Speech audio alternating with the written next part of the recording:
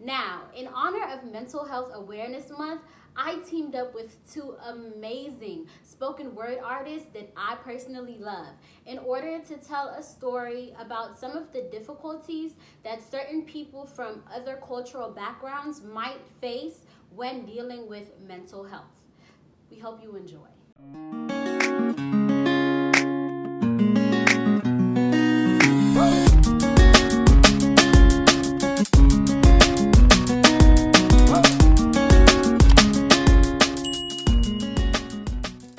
The brain is incredibly complex. When you walked into my office inflicted by childhood traumas, wounds that required decades to close, your brain chose you to protect, except when you met your triggers. Hooded figures in the form of the five senses, like the way you felt when you were rejected, what you smelt when you were affected, how you dealt with the sights, sounds, and tastes that remind you of a time you've tried to forget for years. Triggers tend to remind you of your fears. And while reading your diary the other day, I saw the Titanic when I started to think. Involuntarily being casted by Jordan Peele, all I heard in my mind was the word sink.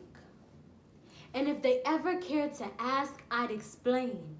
My sunken place was insecurity, unguarded and naive, my perspective receptive to the negative. A mental magnet for ignorance, I was susceptible to the lies told, to the dreams sold by the media that never painted me as beautiful. Their canvas usually favored lighter hues, so I was never the muse, but that's not news. Reminding me of my conviction, guilty of receiving double-sided compliments like, "You're pretty." For a dark skin saved me from the conjunction. I was confined, not by anyone around me, but by my own mind. Now, sink. My sunken place was solitude, forgotten like a family on vacation, and leaving me at home, I was alone, being suffocated by thoughts of rejection, running from my need for affection. I was tired. I just don't understand why, shattering glass, she's become so fragile. Why, unlike Cheetah, she's not so agile and has taken on this persona of snail and moves so sluggishly, replacing the daughter I once knew and loved with this empty shell of what she used to be. Most days, I feel like I can't talk to her. You sat down as I explained how, like a shot, bullets of pain blasted the brain matter, splattered across the walls you built to keep people from seeing the real you, scattered like the thoughts of being hurt like that again, shattered glass fragments of almost healing, almost feeling whole, just to relapse from the attacks. Those triggers seem like they'll never end. So when depression settles in, instead of feeling like an enemy, it starts to feel a lot like a friend, a companion. Someone who will never leave your side when it's more like a parasite, clinging to every ounce of hope on its host, hoping to drain you of the pain you feel until you yourself don't even feel real. And it comes in waves, sometimes constant, pulling against the oceans of your memories, and other times crashing against the rocks of your age, emotionally drained, mentally detained, internally unbalanced, internal bleeding. The heart needs food too, internal feeding, being fed by the customs of the motherland. Mental health, resembling a myth they just couldn't understand like my ancestors. I was mocked, I was used and abused, I was made the fool, I was heartbroken. The pain wrapped its arms around my neck, I was choking. Haunted by my actions, the weight of words unspoken. Unspoken words were never our issue, okay? The tiptoeing around discussions that needed to be addressed are what stunted our relationship from being able to continue. Every conversation seems like a battle between the tortoise and the hare.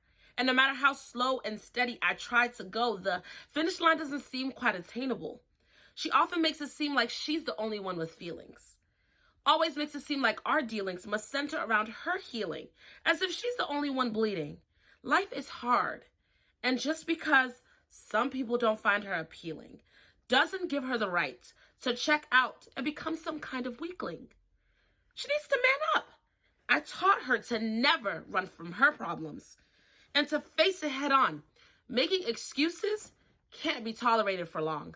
Come on. I'm not going to keep telling her, but she needs to be strong. But when you were younger, they said you were sad or separated, emotional or antisocial, too friendly or too quiet, too closed up or too exposed. They didn't know how bad you struggled to breathe when depression gripped your neck and suffocated every artery. Triggers aren't only found on guns. They can be anything that has to pull you back before launching you forward without giving you time to catch your breath. I can't swim. But pain demands to be felt. The pain was silent. It made me think I couldn't survive, caused me to regret my existence and being alive. The pain was constant. Like a built-up lie seemed to be the only thing certain, like being born to die. Pain seemed like a friend. But I had to be practical. So I lash out. Before her words like fire can chew me up and spew me out. Everything I say seems to go in one ear and out the other. I tell her to go. She wants to stay. I say it's time to eat. She chooses to starve. I say it's time for school. She says she has a headache. And don't even get me started on the fake claims of pain she tends to make, always complaining of this pain and that ache, making up stories and complaints she creates to be a flake and get out of the orders I give her to take. I am her mother. And that's so she will obey me. She can say she's depressed, but we all know that's just a lie white people make up so they don't have to put forward their best. Mental illness isn't a real thing. She needs to shake it off. Because honestly, I've had it up to here. And if I have to deal with her laziness and bursts of anger again, I might lose my cool and need to be restrained. So, practically speaking, I can't assure her I won't get frustrated. That things she does won't cause me to be agitated. My past, it's complicated, okay? And I'm still a product of the home before her that my parents cultivated. My reactions to what she does is my confusion translated, okay? And this will take time and can't be accelerated. She needs to remember to maintain patience with me. This isn't something I anticipated. And as you got older, you spoke of how you learned the names of your symptoms but found that the self-remedies were always temporary, that the failed relationships were never a good solution, and trying to fit into the mold of who people wanted you to be felt a lot like air pollution. So as the years piled on, so did your education. You got better at learning how to face it, so prior to seeking professional advice, you knew that you didn't want to settle for that kind of life, one where getting up out of bed every day still felt like a fight. You wanted to be healed. You wanted to be whole. So you were willing to be examined and exposed if the end meant a healthy soul. I grew tired of its hold. I refused to let it turn me cold, so I clung to another constant. A God who didn't grow old and started believing the truths that he told. So I began to unfold. No longer feeling so alone, I would now express and atone. I would no longer throw the first stone at myself. So when the light at the end of the tunnel, once dark with depression, didn't seem too far for you to see, you found another way out. We started with therapy. And it's going to be a process.